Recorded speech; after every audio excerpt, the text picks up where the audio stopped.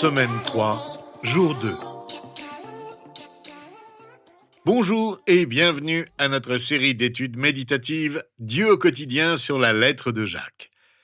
Aujourd'hui, nous allons nous concentrer sur les versets 2 à 6 du chapitre 2. C'est notre deuxième étude sur ce chapitre. Ce passage traite de l'influence de la foi sur notre façon de parler. Jacques aborde ce sujet avec une grande franchise. Voici ce que nous lisons au verset 2. « Car nous trébuchons tous de bien des manières. Si quelqu'un ne trébuche pas en parole, c'est un homme mûr, capable de tenir tout son corps en bride. » Nous sommes tous concernés, que nous soyons enseignants ou non. Après tout, nous trébuchons tous sur bien des points. Le mot grec ancien, traduit par trébucher, n'implique pas une chute fatale, mais plutôt un faux pas qui entrave notre progression spirituelle. Nous trébuchons tous. Jacques s'est lui-même inclus parmi ceux qui trébuchent. Pourtant, il n'excuse pas ses propres erreurs ni les nôtres. Nous savons que nous trébuchons tous, mais nous devrions tous nous efforcer de mieux marcher avec le Seigneur en évitant les faux pas. Il est donc d'autant plus important pour ceux qui enseignent de faire vraiment attention à ce qu'ils disent et enseignent, car leur responsabilité est engagée à un niveau beaucoup plus important que celle de ceux qu'ils sont censés guider. Jacques propose un moyen d'évaluer la maturité spirituelle des enseignants et de tous les chrétiens. Il reprend les propos de Jésus lorsque celui-ci s'adressait aux pharisiens hypocrites en leur disant que les paroles révèlent notre caractère intérieur. Voici ce qu'il leur déclare dans l'Évangile selon Matthieu au chapitre 12, versets 34 à 37. « Race de vipères, comment pourriez-vous dire de bonnes choses, mauvais comme vous l'êtes ? En effet, la bouche exprime ce dont le cœur est plein. L'homme bon tire de bonnes choses de son bon trésor, et l'homme mauvais tire de mauvaises choses de son mauvais trésor. Je vous le dis, le jour du jugement, les hommes rendront compte de toute parole inutile qu'ils auront prononcée. En effet, d'après tes paroles, tu seras déclaré juste, et d'après tes paroles, tu seras condamné. » Ne pas trébucher par la parole témoigne d'une véritable maturité spirituelle. Ceci est particulièrement pertinent pour les enseignants, qui ont bien plus d'occasions de pécher par leurs paroles. Nous trébuchons par nos paroles à propos de nous-mêmes, par nos vantardises et nos exagérations. Nous trébuchons par nos paroles à propos des autres, par nos critiques, par nos commérages, nos calomnies, notre cruauté, notre duplicité et notre colère, ou encore par nos flatteries et nos paroles hypocrites destinées à nous attirer leur faveur. J'ai toujours trouvé amusante cette vieille pierre tombale censée se trouver quelque part en Angleterre avec cette inscription. « Sous cette pierre repose une motte d'argile. Arabella Young, qui le 24 mai commença à se taire. » Le jour où nous ne dirons plus un mot de travers sera celui où nous rencontrerons le Seigneur. Mais il existe un meilleur moyen que la mort pour commencer à maîtriser notre langue. La question que Jacques nous pose ici est la suivante. Comment puis-je faire rayonner ma foi du plus profond de mon cœur jusqu'au bout de ma langue ? Ce que nous enseignons à l'Église doit devenir plus que de simples paroles. Ce que nous enseignons à l'Église à partir des Écritures doit influencer notre façon de parler. Car les mots peuvent construire ou détruire. Ils peuvent encourager ou décourager. Ils peuvent faire naître un sourire radieux ou des larmes inconsolables. Nos paroles peuvent glorifier Dieu ou accabler l'esprit de l'homme et attrister le Saint-Esprit. L'apôtre Jacques a des choses saisissantes à dire sur la façon dont nos paroles peuvent devenir plus belles. Il présente deux images fortes à propos de la langue, celle d'un gouvernail, celle d'un feu. Nous les examinerons ensemble au cours de la semaine. Nous lisons ceci au verset 3 à 5 de notre chapitre. « Quand nous mettons le mors dans la bouche des chevaux pour qu'ils nous obéissent, nous dirigeons ainsi leur corps tout entier. Voyez aussi les bateaux, même très grands et poussés par des vents impétueux, ils sont conduits par un tout petit gouvernail, là où le pilote le veut. De même, la langue est un petit membre, et elle peut se vanter de grandes choses. Il n'y a pas beaucoup de péchés qui n'impliquent pas, d'une manière ou d'une autre, la langue. Quelqu'un a dit, c'est comme si toute la méchanceté du monde entier était concentrée dans ce petit morceau de chair. Elle est fine, large et longue, c'est un instrument idéal pour vider le cœur de celui qui parle, comme le cœur de celui qui écoute. Elle est couleur de flamme, capable d'embraser le cycle de la nature tout entière. Un petit mors permet de maîtriser un cheval fougueux. Un petit gouvernail permet de diriger un grand navire. De même, si nous maîtrisons notre langue, c'est que nous nous maîtrisons nous-mêmes. Celui qui maîtrise sa langue peut maîtriser tout son corps. Le mors et le gouvernail sont si petits, mais extrêmement importants. S'ils ne sont pas maîtrisés, le cheval et le navire deviennent incontrôlables. Il est possible qu'un outil aussi petit que la langue ait un pouvoir immense, pour le bien comme pour le mal. On ne résout pas le problème d'un cheval indomptable en le gardant à l'écurie, ni celui d'un navire difficile à manœuvrer en le laissant amarrer au quai. De même, le vœu de silence n'est pas la solution miracle au mauvais usage de notre langue. Même si, comme le dit le proverbe biblique, lorsque le fou garde le silence, il passe pour un sage. Si la langue est comparable au mors d'un cheval ou au gouvernail d'un navire, une question se pose. Qui ou quoi tient les rênes? Qui ou quoi dirige le gouvernail? Certains n'ont aucune prise sur les rênes ni sur le gouvernail et disent donc tout ce qui leur passe par la tête. D'autres laissent leurs émotions ou leur nature charnelle guider leur langue.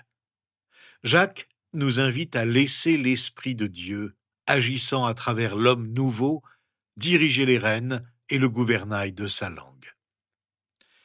Nos paroles déterminent nos actions. Ce que nous disons finit par diriger ce que nous faisons. Ce que nous disons finit par diriger ce que nous faisons. Ce que nous disons ou ne disons pas détermine nos relations, nos engagements et nos opportunités. Tel est le pouvoir des mots. Les paroles que nous prononçons peuvent nous causer bien des ennuis, mais elles peuvent aussi nous offrir de merveilleuses opportunités. Il nous suffit d'être conscient que notre langue oriente nos paroles. Le premier principe, c'est que la langue est un gouvernail, car les mots ont un pouvoir immense. Considérons toujours les paroles que nous prononçons comme des guides. Faisons attention à ce que nous disons, car nos paroles révèlent notre chemin de vie, notre avenir.